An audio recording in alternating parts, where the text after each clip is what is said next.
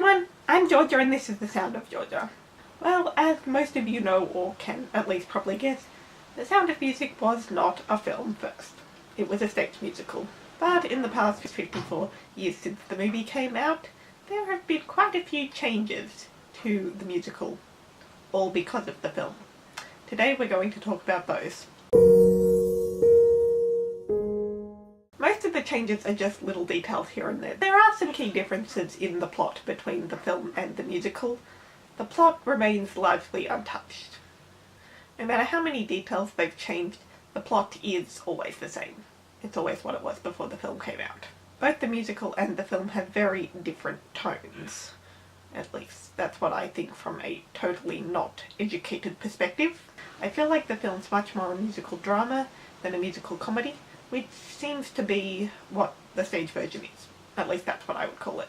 So now that we've established the plots are indeed different between stage and screen, but remain largely unchanged depending on which one you watch, let's talk about the details, because those are what's really changed. All but one of the examples I've gotten written down are songs, so we're going to start with the non-song example first.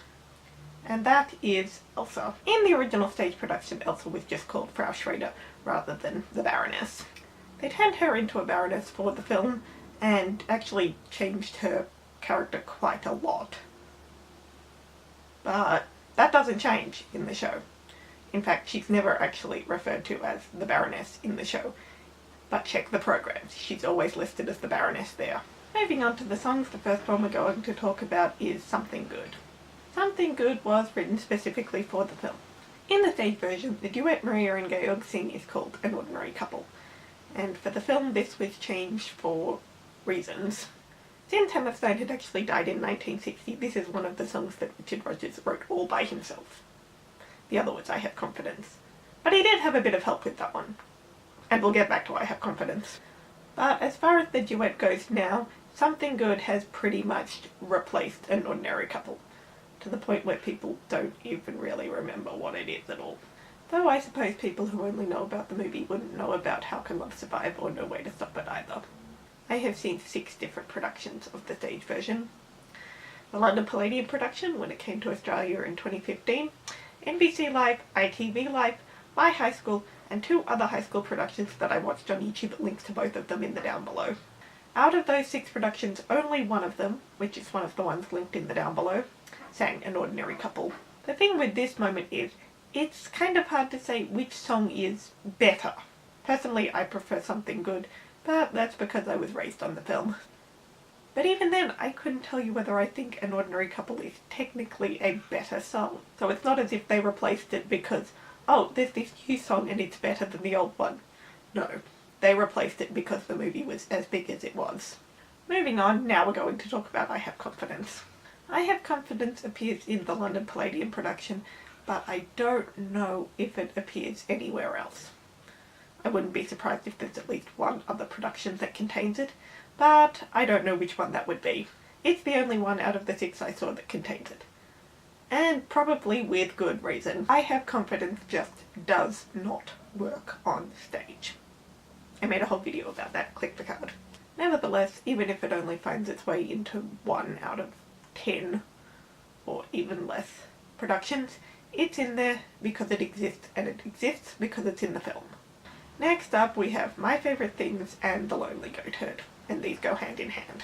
Obviously we all know My Favourite Things as the Thunderstorm song, but it wasn't originally, and in most of the stage versions it's still not.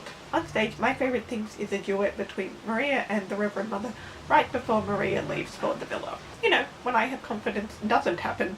In the film they obviously changed it to the Thunderstorm for, again, reasons. In the musical, the Thunderstorm song is The Lonely Goat Herd. All the scenes in the film between Maria and Georg's argument and Georg's reconciliation with the children and the beginning of the party do not exist in the musical. So after the Sound of Music reprise, we just go straight to the party. The Edelweiss scene happens, we know it happens because Brigitte brings it up, but we don't actually see it. But again, because of what the film changed, the stage musical sometimes follows it.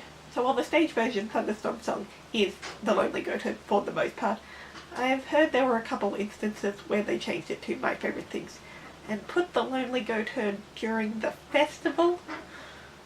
I think I'm getting that right. I really don't know. Whatever the case, I'm pretty sure they didn't cut it, so it's still in there somewhere. My high school, they did My Favourite Things as the Thunderstorm song, and had The Lonely Goatherd right before the argument. So it was a bit of a playtime song, and I guess, sort of chronologically, it replaced How Could Love Survive. Because they cut How Could Love Survive, and No Way to Stop It, and The Wedding. And I get The Wedding. It's an all-girls school, so that would have been difficult and awkward. And they did a great job with that scene.